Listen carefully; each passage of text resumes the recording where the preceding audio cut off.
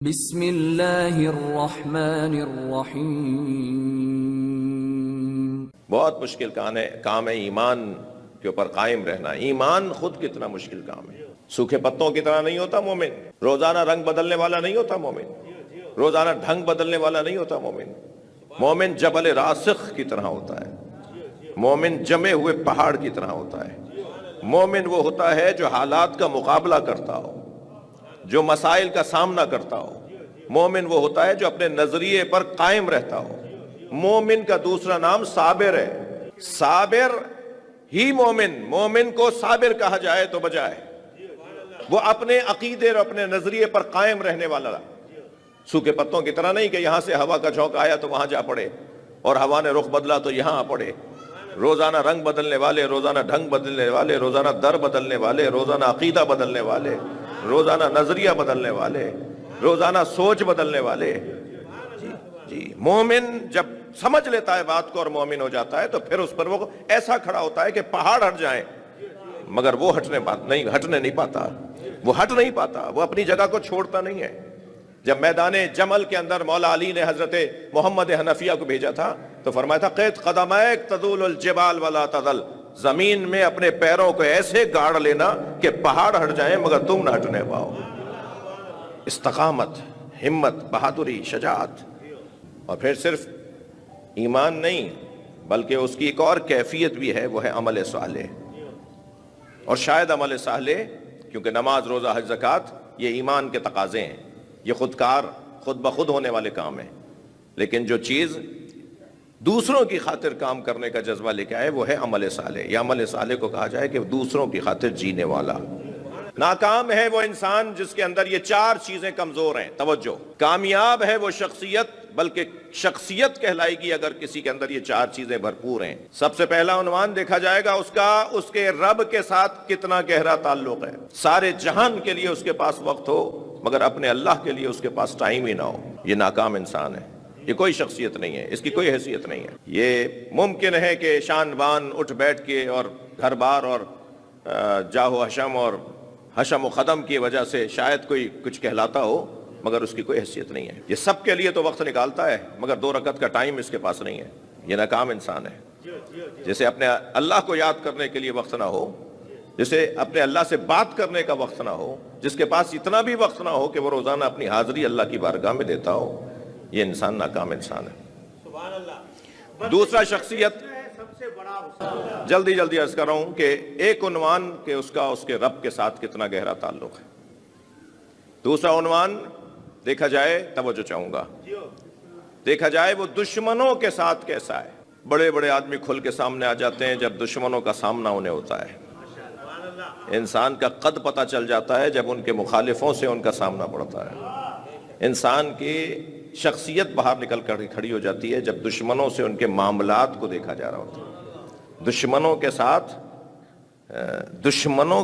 دشمنوں کی طرح مقابلہ کرنا یہ ناکامی ہے۔ دشمنوں کے ساتھ دشمنوں کی طرح مقابلہ کرنا یہ ناکامی ہے۔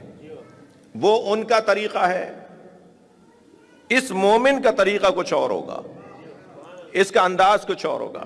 وہی فارمولہ جو مولا علی نے دیا ہے، لولا الدین والتقی لکنت ادھى العرب، اگر دین و تقوی نہ ہوتا تو مجھ علی سے زیادہ کوئی چالیں نہیں جانتا۔ مگر مجھے بتائیے چالیں چلنے والا آج کہاں ہے اور ایمان پر عمل کرنے والا علی کہاں نہیں ہے؟ دشمن کے ساتھ کیسا مقابلہ ہونا ہے، اپنے مخالفوں کے ساتھ کیسا برتاؤ کرنا ہے، یہ انسان کی شخصیت کو ایک مرتبہ حقیقی شخصیت کو کھول کے دکھاتا ہے۔ تیسرا عنوان دیکھا جائے یہ گھر والوں کے ساتھ کیسے ہیں۔ بڑے لوگ ملیں گے آپ کو کہ دنیا جہان کے لیے ان کا اخلاق اچھا ہے مگر گھر میں داخل ہوتے ہیں تو ایسا لگتا ہے جیسے کوئی جلاد آ گیا ہو، جیسے کوئی خونخوار آ گیا ہو، جیسے کوئی قصائی گھر میں آ گیا ہو۔ بیگم صاحبہ آوازیں لگا رہی ہوتی ہیں ذرا چھپ ہو جاؤ، خاموش ہو جاؤ، ابا آ گئے، ابا آیا ہے یا جلاد آیا ہے۔ اس کے گھر میں آنے پر تو خوشی ہونی چاہیے تھی۔ لوگوں کے ساتھ اخلاق اچھا ہو، جہان بھر کے ساتھ اخلاق اچھا ہو اور گھر والوں کے ساتھ اخلاقیات اچھے نہ ہو، یہ انسان ناکام انسان ہے، یہ ناکام انسان ہے۔ اور چوتھا عنوان میرے عزیزو، جس کی خاطر میں نے 3 عنوان بھی آپ کو سنا دیے، چوتھا عنوان ہے اپنے بعد کے لیے کیا چھوڑ کر گیا ہے۔ یہ کیا صرف اپنے زمانے کے لیے جیتا تھا یا نہیں؟ یہ آخر تک بھی سوچتا تھا، آگے تک بھی سوچتا تھا. یہ دوسروں کے لیے ایسے کام کر کے گیا کہ وہ کام باقی رہیں گے اور وہ کام اسے زندہ رکھیں گے. جی، تاسیسات، مؤسسات، اداروں کی تشکیل، اداروں کی تعمیر، اداروں کی کا قیام، یہ ایک بہت بڑا کام ہے. یہ صدقہ جاریہ ہے. ادارے رہتے ہیں، افراد چلے جاتے ہیں. کتنے بڑی تعداد میں آپ کو ایسے منظر نظر آئیں گے کہ لوگ ان اداروں کی بنیاد پر ایک خاص انداز سے بادشاہت اور چودراہٹ کرتے رہے، مگر بھولتے تھے اس بات کو کہ بھائی تم چلے جاؤ گے یہ ادارہ رہے گا. اور وہ چلے گئے. آج شاید اس ادارے کے دیواروں پر بھی ان کے فاتحہ کے لیے بعض لوگوں نے، بعض اداروں میں تو نام بھی نہیں لکھے ہوئے، جنہوں نے وہ بنائے تھے، جنہوں نے وہ تشکیل دیے تھے. لیکن عزیزو، اگر کوئی انسان یہ سوچ کر ادارے کو تشکیل دے رہا ہو کہ نہیں یہ ایک صدقہ جاریہ ہے، یہ میں خدمت کرنا چاہتا ہوں، یہ میں اپنے لیے نہیں کر رہا، میں کسی اور کے لیے کام کر رہا ہوں. تاسیسات، تشکیلات، مؤسسات کا قیام، اداروں کا قیام، یہ بہت بڑا ہنر ہے. ہر ایک کے بس کی بات نہیں ہے. ہاں، اس میں وہ شرط لازم ہے جسے خلوص کہا جاتا ہے. اللہ نے نبیوں کو جس چیز سے سجا کر بھیجا ہے نا، وَأَخْلَصْنَاهُمْ بِمُخَالِصَةٍ ذِكْرَ الدَّارِ، وہ جو آخرت کو یاد رکھتے تھے اس کی وجہ سے ان کے اندر خلوص ایجاد ہو جاتا تھا. جو لوگ بغیر خلوص کے کام کر رہے ہوتے ہیں اور وہ اپنے وجہ سے کام کر رہے ہوتے ہیں، ان اداروں کے اندر بھی برکت نہیں ہوتی. جس ادارے کی بنیاد میں تقوی نہ ہو، صلوات پڑھے ذرا محمد و آل محمد. میں یہاں ضمناً ایک جملہ عرض کرنا چاہوں گا. ایک درد بھی ہے جسے، اور ارشد اللہ مرحوم مغفور کی مجلس میں یہ بات نہیں ہو تو کہاں ہو، کہ ہمارے ہاں اگر اداروں کے اندر مسائل ہیں، ہمارے ہاں اگر انجمنوں میں، ٹرسٹوں میں، امام بارگاہوں میں، مسجدوں میں اگر الجھنیں ہیں، حتیٰ مدرسوں میں اگر الجھنیں ہیں، جی یہ تو نہیں ہوگا نا کہ میں آپ کو تو کہہ دوں گا اور مولویوں کو کچھ نہیں کہوں گا. حتیٰ اگر مدرسوں میں الجھنیں ہیں اور مسئلے اور مسائل ہیں اور مشکلات اور پریشانیاں ہیں، تو اس کا ایک بڑا سبب یہ ہے کہ کیا اس ادارے کی بنیاد تقوی کی بنیاد پہ رکھی گئی؟ اس ادارے کی بنیاد تقوی تھی یا اس ادارے کی بنیاد یوں تھی کہ شہنشاہ حسین نقوی کی ایک ریاست بن جائے؟ میں یہ امام بارگاہ، میں وہ مسجد، وہ مدرسہ اس لیے بنا رہا ہوں کہ میری ایک ریاست بن جائے. تو جب میں اپنی وجہ سے وہ ریاست بنا رہا تھا اور اپنی وجہ سے وہ ادارہ بنا رہا تھا تو تقوی کی بنیاد پہ تو نہیں تھا. نبی مکرم نے ایک ہی عمارت بنائی ہے جسے مسجد قباء کہا جاتا ہے، اور اس عمارت کی بنیاد کو تقوی کہا جاتا ہے. تقوی کی بنیاد پر، لا اسس علی التقوی، قرآن کا اشارہ کہ تقوی کی بنیاد پر جس کی بنیاد رکھی گئی ہو. تو جس ادارے کی بنیادیں تقوی ہوں، یعنی اینٹوں کی بنیادیں نہ ہوں، وہ تو ہونی ہے، اس کے بغیر عمارت کیسے بنے گی؟ مگر جہاں قربتن للہ سے اینٹ رکھی گئی ہو، جہاں بنیاد میں تقوی ہو، وہ عزیزان گرامی ادارے مفید بھی رہتے ہیں، وہ ادارے پھیلتے بھی ہیں، وہ ادارے دوسروں کے کام بھی آتے ہیں، وہ ادارے اصلاح کا ذریعہ ہوتے ہیں، وہ ادارے فساد کا ذریعہ نہیں ہوتے. اور جب میں نے یہ ادارہ بنایا ہی اللہ کی خاطر ہے، خدا کی خاطر بنایا ہے، تو میں اس کے ساتھ تعلق رکھوں یا نہیں رکھوں. بہت سارے لوگ تو ایسے اسے چمٹ کر بیٹھے ہوئے ہوتے ہیں کہ گویا یہ اپنے ساتھ قبر میں لے کے جائیں گے. ارے بھائی، مرنے کے بعد بھی تو چھوڑو گے، بہتر نہیں ہے کہ زندگی میں چھوڑ کر دکھا دو؟ اگر تمہارے ٹکنے سے، جمنے سے، چپٹے رہنے سے فساد ہو رہا ہے تو چھوڑ دو اس کو. یہ جو اداروں کی تشکیل ہے، یہ تقوی کی بنیاد پر ہو تو یہ انتہائی معاشرے کی اصلاح کا سبب قرار پاتے ہیں. کسی سے قصے سے مرعوب نہیں ہوتے تھے. حق اور سچ بولنے میں یہ نہیں احساس تھا کہ یہ کیا کرے گا میرا، بلکہ یہ کیا کر لے گا میرا، یہ سوچ کر وہ حق اور سچ بولتے تھے. یہ جو حق اور سچ بولنا ہے، یہ حق اور سچ سننا ہے، یہ بہت بڑا ہنر ہے. اس کو میں اپنے الفاظ میں کہہ رہا ہوں کہ ایک دوسرے سے سچا ہونا، تذکر دینا، واعظ کرنا، نصیحت کرنا، سمجھانا، بتانا کہ یہ بات صحیح نہیں ہے. غیبت کر رہے ہیں تو غیبت کو ٹوک دینا کہ نہیں، اس سے یہ گناہ ہے، اچھی بات نہیں، کوئی اور بات کرتے ہیں جی. اور اگر زیادہ مسائل پیچیدہ ہو رہے ہیں تو وہاں سے اٹھ کے چلے جانا کہ اگر میں ان کو نہیں روک سکتا، یہ میرے کہنے پہ نہیں رک رہے، تو میں جہاں بیٹھنا بھی نہیں پسند کرتا. یہ جو ایک کیفیت ہے نا، ہم ایک دوسرے سے، مجھے معاف کیجیے گا، ہم ایک دوسرے سے سچے نہیں ہیں جی. میں کہہ دوں گا تو یہ کہیں ناراض نہ ہو جائے. بھائی یہ ناراض وقتی طور پر ہوگا، گھر جا کر آپ کے لیے جتنی دعائیں کرے گا کبھی اس نے کسی کے لیے نہیں کی ہوں گی. حق اور سچ بولنے سے کچھ دیر کی ناراضگی ہوتی ہے، اور پھر جو دائمی محبت بڑھتی ہے وہ محبت ہوتی ہے جو کسی سے نہیں ہوتی، کہ یہ میرا مخلص تھا، یہ مجھ سے محبت کرتا تھا، اس نے مجھے سمجھایا، اس نے مجھے متوجہ کیا۔ ہاں یہ ہنر آنا چاہیے کہ متوجہ کیسے کرنا ہے، یہ پتا ہونا چاہیے کہ کیسے کسی کو تذکر دینا ہے، کسی کی اصلاح کی خاطر کوئی اور نیا فساد کھڑا کرنا بھی نہیں ہے کہ معلومہ اصلاح کرنے چلے تھے کہ فساد کھڑا کر دیا، نہیں، اس کو علیحدہ علیحدہ چلے آؤ، کوئی پیغام دے دو، کوئی خط لکھ دو، کوئی پرچی دے دو، کوئی توجہ دلا دو، اس کی اچھی بات کا ذکر کر کے، جیسے آئینہ، مومن کو مومن کا آئینہ بنایا ہے نا، آئینے کے لیے حدیث کہہ رہی ہے نا کہ مومن مومن کے لیے آئینہ ہے، تو آئینہ تو خوبیاں بھی بتاتا ہے اور برائیاں بھی بتاتا ہے۔ یہ کون سا آئینہ ہے کہ جو صرف برائیاں بتا رہا ہے، خوبیاں نہیں بتا رہا؟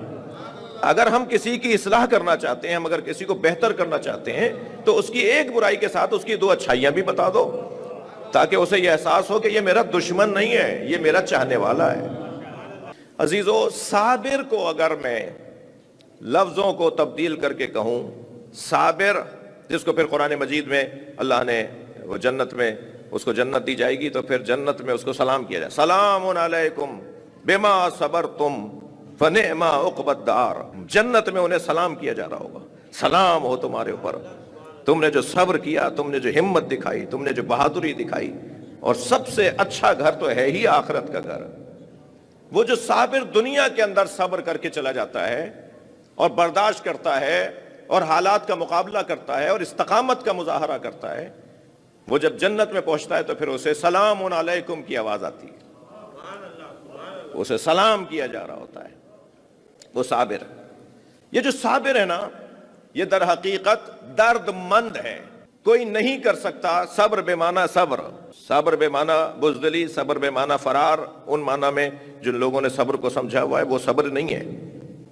صبر یعنی استقامت، صبر یعنی بہادری، صبر یعنی شجاعت، یہ کوئی کر ہی نہیں سکتا جب تک کہ وہ اہل درد نہ ہو۔ جیسے بدن کے لیے درد اللہ کی نعمت ہے، ایسے ہی معاشرے کے لیے معاشرے کا درد اللہ کی ایک نعمت ہے۔ یہ جن کے پاس معاشرے کا درد نہیں ہے، لوگوں کا درد نہیں ہے، حالات کا درد نہیں ہے، مسائل کا درد نہیں ہے، وہ مردہ وجود ہے۔ وہ مولا علی کے بقول مولا علی کے مطابق لیٹا ہوا جنازہ، چلتا پھرتا جنازہ ہے۔ فرماتے ہیں دو طرح کی میتیں ہوتی ہیں، کچھ لیٹے ہوئے جنازے ہوتے ہیں، کچھ چلتے پھرتے جنازے ہوتے ہیں۔ وہ جو گھومتا پھرتا نظر آ رہا ہے، مولا فرما رہے ہیں ضروری نہیں ہے کہ وہ زندہ ہے۔ بعض لوگوں کا ضمیر مر گیا ہے، وہ مردہ ہے، احساس مر گیا ہے، وہ مردہ ہے۔ یہ جو درد ہے نا، درد، یہ انسان کو پھر بہت سارے کام کرواتا ہے، پھر یہ بڑے بڑے ناہنجار نابکار لوگوں کو بھی برداشت کرواتا ہے، نااہل لوگوں کو بھی برداشت کرو، وقت گزارو، اس لیے کہ یہاں اگر انہیں ٹوکیں گے تو ایک نیا فساد کھڑا ہو جائے گا۔ ایک نظریے کے مطابق اس وقت کو وہ گزار رہے ہوتے ہیں، وہ ایک درد کے مطابق زندگی گزار رہے ہوتے ہیں، احساس کے مطابق۔ یعنی میں لفظوں کو یوں کہوں کہ قوت احساس جرأت اظہار تک لے جاتا ہے۔ جن کے ہاں قوت احساس ختم ہو جاتی ہے، ان کے ہاں جرأت اظہار بھی ختم ہو جاتی ہے۔ جرأت اظہار کا مقدمہ ہے قوت احساس۔ درد ہوگا تو پھر علاج ہوگا، بھائی صلوات پڑھ لیں محمد و آل محمد۔ اور درد نہیں ہوگا تو پھر علاج کا بھی اہتمام نہیں ہوگا، انتظام نہیں ہوگا۔ اور کبھی تو میرے بدن سے متعلق درد اور احساس اور درد اور علاج کا عنوان اور گفتگو ہوگی، اور کبھی معاشرے کے درد اور معاشرے کے علاج کے بارے میں بات ہوگی۔ آج جدید نظام طبابت کے اندر، آج دور جدید کے اندر طب اور میڈیکل کی دنیا کے لوگ کہتے ہیں کہ انہوں نے بڑا کارنامہ کیا ہے، بہت زیادہ وہ ترقی یافتہ ہو گئے، طب زیادہ ترقی پا گئی ہے، میڈیکل کی دنیا نے آج بہت کچھ کامیابیوں کے مراحل کو طے کر کے ایک بہت اچھی منزل اور ایک بہت اچھے مرحلے میں خود کو پہنچایا ہے۔ کیوں؟ ان کے ہاں ایک کیفیت ہے، وہ ہے تشخیص مرض اور علاج مرض کی۔ جتنی مشینیں انہوں نے بڑھائی ہیں، جتنا انہوں نے ٹیکنالوجی بڑھائی ہے، جتنے انہوں نے لیب بڑھائے ہیں، اتنا کہہ رہے ہیں کہ جدید طب ہے، طب نے ترقی کی ہے۔ آج ہر چیز کے اندر کی چیزیں جاننے کے لیے، باڈی کے اندر اعتدال سے متعلق تشخیص کا کام آج جدید ترین ہو گیا ہے. یعنی تشخیص مرض کا ڈاکٹر علیحدہ ہوتا ہے، توجہ ہے حضرات کی، اور علاج مرض کا ڈاکٹر علیحدہ ہوتا ہے. ایک ڈاکٹر صاحب، ایک ڈاکٹر کا کام ہوتا ہے کہ وہ یہ طے کرے کہ باڈی میں کیا چیز کیا گزر رہی ہے، کیا چیز کم ہے، کیا چیز زیادہ ہے، کہاں کیا مسئلہ ہے. پھر اس رپورٹ کو لے جاتے ہیں ایک اور ڈاکٹر کے پاس، اور وہ طے کرتا ہے کہ تمہیں کیا دوا کھانی ہے اور تمہارا کیا علاج ہونا ہے. یعنی تشخیص مرض کا ڈاکٹر علیحدہ اور علاج مرض کا ڈاکٹر اور طبیب علیحدہ. اللہ نے 1400 سال سے یہی کام کیا ہے. انبیاء کرام کو تشخیص کے لیے بھی بھیجا ہے، علاج کے لیے بھیجا ہے. اور اگر حسنین علیہ السلام کے بارے میں بات کریں تو نبی نے فرمایا ہما امامان قاما و قعدا، میرے یہ دونوں بیٹے امام ہیں، دونوں کھڑے ہوں یا دونوں بیٹھے ہوں. یہ ترجمہ نہیں ہوگا کہ ایک کھڑا ہو اور ایک بیٹھا ہو، تسنیہ کا صیغہ ہے. قاما دونوں کھڑے ہوں، قعدا دونوں بیٹھے ہوں. اور دونوں کھڑے بھی ہوئے ہیں، دونوں بیٹھے بھی ہیں. دونوں نے صلح بھی کی ہے اور دونوں نے جہاد بھی کیا ہے.